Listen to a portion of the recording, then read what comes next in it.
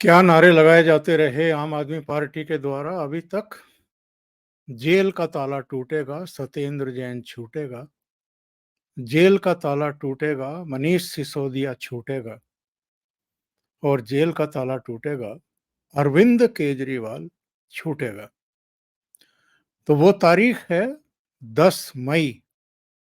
और इस 10 मई को मैं कम से कम अरविंद केजरीवाल के राजनीतिक जीवन के लिए बेहद महत्वपूर्ण तारीख मानता हूं।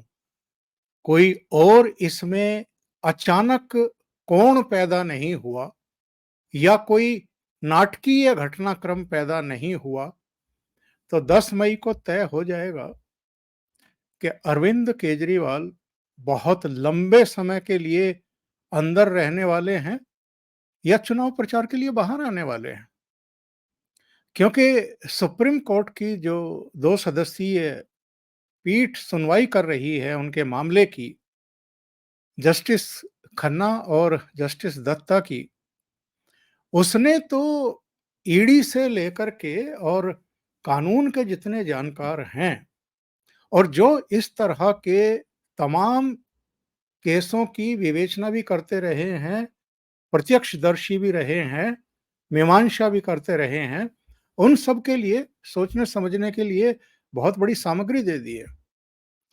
क्योंकि अब तक कभी ऐसा हुआ नहीं है कि किसी को भ्रष्टाचार के घोटाले के आरोप में किसी संगीन अपराध के मामले में गिरफ्तार किया गया हो और भले ही वो चुनाव भी लड़ रहा हो जेल से, कि उसको चुनाव प्रचार करने की छूट दे दी जाए, उसको अंतरिम जमानत दे दी जाए कि जाओ आप चुनाव प्रचार करो अपनी पार्टी के लिए, क्योंकि ये तो 5 साल में एक बार आपको मौका मिल रहा है और 5 साल में एक बार ही ऐसा होता है।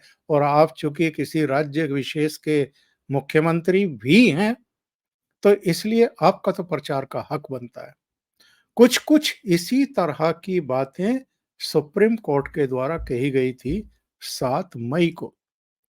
और जब एसजी तुषार मेहता और एएसजी एसवी राजू ने तर्क पेश करने शुरू किए, तो जो अरविंद केजरीवाल के वकील हैं, अभिषेक मनु सिंघवी, वो भी दाएं बाएं देखते हुए मिले और अल्टीमेटली बिना कोई फैसला किए पीठ ने भी सुनवाई उस दिन स्थगित कर दी, ये कहते हुए कि 9 तारीख को हम इस पर सुनवाई करेंगे और अगर 9 को समय नहीं मिला तो फिर अगले दिन इस पर कुछ हम करेंगे। और वो अगला दिन कल आ रहा है, 10 मई। और 10 मई को सुप्रीम कोर्ट की जो खंडपीठ है वो इस पर अपना फैसला सुनाएगी। लेकिन उससे पहले ईडी की तरफ से जो हलफनामा पेश किया गया है सुप्रीम कोर्ट में, उसमें तो साफ तौर पर यह कह दिया गया है कि चुनाव प्रचार करने का अधिकार न तो मौलिक है, न संवैधानिक है और यहां तक कि कानूनी भी अधिकार नहीं है। और ईडी की जानकारी में ऐसा नहीं है कि किसी भी राजनीतिक नेता को चुनाव प्रचार के लिए अंतरिम जमानत दे दी गई हो इससे पहले। जो ईडी की उप निदेशक है भानुप्रिया, उनकी तरफ से ये हलफनामा पेश किया गया है और उन्होंने तो बहुत ही सख्त भाषा में अपना हलफनामा पेश किया है। आमतौर पर ऐसी अपेक्षा भी नहीं होती है किसी जांच एजेंसी से कि वो सुप्रीम कोर्ट में इतने तल्ख और कड़े शब्दों का इस्तेमाल करे जैसा कि इस हलफनामे में दिया गया है। भानुप्रिया ने इस जो उपनिदेशक हैं ईडी की, उन्होंने ये कहा है इस हलफनामे में कि चुनाव प्रचार के आधार पर मुख्यमंत्री केजरीवाल को अंतरिम जमानत देना एक मिसाल कायम करेगा जो सभी बेईमान राजनेताओं को अपराध करने, चुनाव की आड़ में जांच से बचने की अनुमति प्रदान करेगा। यानी कोई भी बड़ा से बड़ा अपराध करिए और चुनाव प्रचार का बहाना बनाइए और आप चीजों से बच जाइए, यानी जेल से बाहर आ जाइए। ईडी ने कहा कि चुनाव प्रचार करने का अधिकार न तो मौलिक है, न संवैधानिक है और ये कानूनी अधिकार भी नहीं है।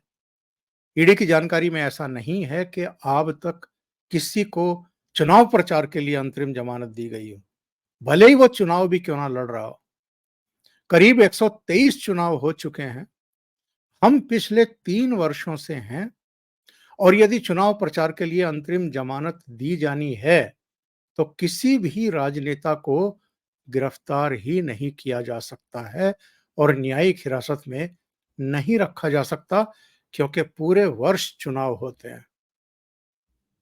ईडी ने यह भी कहा कि आम चुनाव में प्रचार के लिए अंतरिम जमानत देना केजरीवाल के पक्ष में कोई विशेष रियायत होगी, जो कानून के शासन और समानता के लिए अभिशाप की तरह होगी। ईडी ने अपने हलफनामे में यह भी कहा कि ये एक मिसाल कायम करेगा जो सभी बेईमान राजनेताओं को अपराध करने और फिर उसके बचने का एक रास्ता बता देगा और ये देश में 2 अलग वर्ग बनाएगा। एक वो जो सामान्य लोग जो कानून के शासन और देश के कानूनों के साथ बंधे हुए हैं, और दूसरे वो लोग जो राजनेता हैं और जो चुनाव प्रचार के लिए अंतरिम जमानत हासिल करने की उम्मीद के साथ कानूनों से छूट मांग सकते हैं। कई राजनेता न्यायिक हिरासत में चुनाव लड़ चुके हैं और कुछ जीत भी गए, लेकिन उन्हें इस आधार पर कभी अंतरिम जमानत नहीं दी गई। ईडी ने कहा कि एक राजनेता एक सामान्य नागरिक से अधिक किसी विशेष दर्जे का दावा नहीं कर सकता।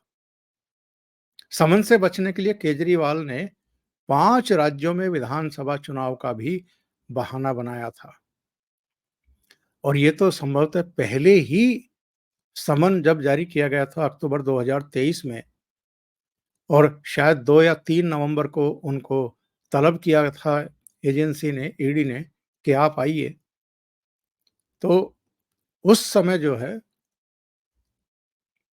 केजरीवाल ने ये कहा था कि चूंकि 5 राज्यों में विधानसभा के चुनाव हो रहे हैं और राजस्थान, मध्य प्रदेश और छत्तीसगढ़ में हमारे प्रत्याशी खड़े हैं, तो मुझे चुनाव प्रचार के लिए जाना है, तो मैं ईडी के सामने पेश नहीं हो सकता। और वो चले गए। कोई रोड शो कर रहे थे शायद जबलपुर में या कहाँ कर रहे थे। और उसके बाद जब दूसरा समन उनको जारी किया गया तो विपश्यना करने के लिए चले गए। और उसके बाद तो सारे जितने भी समन जारी किए गए उनको अवैध बताते रहे। ये अलग बात है कि बाद में हाई कोर्ट ने कहा कि इनमें से कोई भी अवैध नहीं था। और अब उनके वकील क्या कहते हैं कि साहब, क्या हुआ अगर वो 9 समन पर नहीं गए? इसका मतलब ये थोड़ा है कि ईडी को उनकी गिरफ्तारी का अधिकार मिल जाता है। दिल्ली हाई कोर्ट ने कहा था कि अगर आप 9 समन अवेल नहीं किए और नहीं गए, तो एजेंसी को ये अधिकार होता है कि वो आपको गिरफ्तार करे। अब मामला सुप्रीम कोर्ट में है और सुप्रीम कोर्ट में तो इन्होंने अपनी गिरफ्तारी को ही अवैध बताया है, उसी को चैलेंज किया है। तो उसकी सुनवाई तो सुप्रीम कोर्ट का कहना है कि वो तो लंबी चलेगी अभी। लेकिन हम इनको, चूंकि चुनाव का मौसम है, चुनाव प्रचार का उनका अधिकार है, तो हम अंतरिम जमानत पर विचार करेंगे। अंतरिम जमानत के लिए क्या आपने, या परमानेंट जमानत के लिए क्या आपने पीएमएलए कोर्ट में कोई एप्लीकेशन दी है? सुप्रीम कोर्ट ने पहला सवाल यही किया था अरविंद केजरीवाल के वकील से। तो उन्होंने कहा कि नहीं, हम तो गिरफ्तारी को ही चैलेंज कर रहे हैं। तो उसके बाद सुप्रीम कोर्ट ने कहा कि हम इनको अंतरिम जमानत देने पर विचार कर सकते हैं। और तब ये सारा विवाद और सारा मामला जो है वो शुरू हुआ है, जिसको लेकर के तमाम सवाल खड़े हो रहे हैं कि आखिर अरविंद केजरीवाल पर सुप्रीम कोर्ट इतनी मेहरबान क्यों है? और खुद जो ईडी ने हलफनामा दाखिल किया है, उसमें ये बताया है कि 5,000 के आसपास लोग जो हैं इस समय अभियोजन का सामना कर रहे हैं। यदि वो भी कहते हैं कि हमें भी प्रचार करना है या अपना काम करना है, तो क्या सिचुएशन पैदा हो जाएगी? इसलिए मैंने शुरू में कहा था कि ये जो 10 मई का दिन है, सुप्रीम कोर्ट जिसमें अपना आदेश सुनाने वाली है, ये दिन महत्वपूर्ण साबित होने जा रहा है अरविंद केजरीवाल की पॉलिटिकल लाइफ के लिए भी और वैसे भी। कल अगर उनको जमानत मिल जाती है, अंतरिम जमानत मिल जाती है, वो चुनाव प्रचार के लिए बाहर आते हैं और चुनाव प्रचार शुरू करते हैं, तो उसके बाद क्या सिचुएशन मीडिया में बनेगी और किस तरह का माहौल बनेगा और किस-किस तरह की बातें अरविंद केजरीवाल चुनाव प्रचार के दौरान कह सकते हैं, इसके बारे में सोच कर के ही थोड़ा-सा लगता है कि किस तरह का माहौल बनने वाला है। लेकिन एक और घटना है और घटना ये है कि ईडी ने अरविंद केजरीवाल के खिलाफ चार्जशीट पेश करने का भी मन बना लिया है, वो तय कर ली है। और कल ही यानी 10 मई को ही पीएमएलए कोर्ट में इनके खिलाफ जो एक चार्जशीट पेश की जानी है, अतिरिक्त जो चार्जशीट होती है, उसमें अरविंद केजरीवाल को ही किंग पिन यानी मास्टरमाइंड बताने की तैयारी हो रही है। और सुप्रीम कोर्ट में तो संभवतः आफ्टरनून में 2 या ढाई बजे के आसपास ये सुनवाई होने वाली है। इससे पहले ही पीएमएलए कोर्ट में ईडी अरविंद केजरीवाल के खिलाफ सप्लीमेंट्री चार्जशीट दाखिल कर देगी। और अगर ईडी के सूत्रों की माने तो इस चार्जशीट में केजरीवाल को मुख्य साजिशकर्ता यानी किंग पिन के तौर पर चिन्हित किया जाएगा और जो बीआरएस नेता है यानी केसीआर की बेटी है के कविता, उनकी भी भूमिका इस सप्लीमेंट्री चार्जशीट में स्पष्ट कर दी जाएगी। और पिछली बार भी जब सुनवाई हो रही थी तो दिल्ली शराब नीति घोटाले में ईडी ने साफ तौर पर कह दिया था कि जो मुख्य साजिशकर्ता है वो तो मुख्यमंत्री अरविंद केजरीवाल ही है, क्योंकि नई आबकारी नीति 2021-22 में तैयार करने, उसे लागू करने, साउथ ग्रुप से रिश्वत के रूप में सैकड़ों करोड़ रुपए लेने, इन सब के तो जो डिजाइन करता है, जो साजिश करता है, वो अरविंद केजरीवाल है।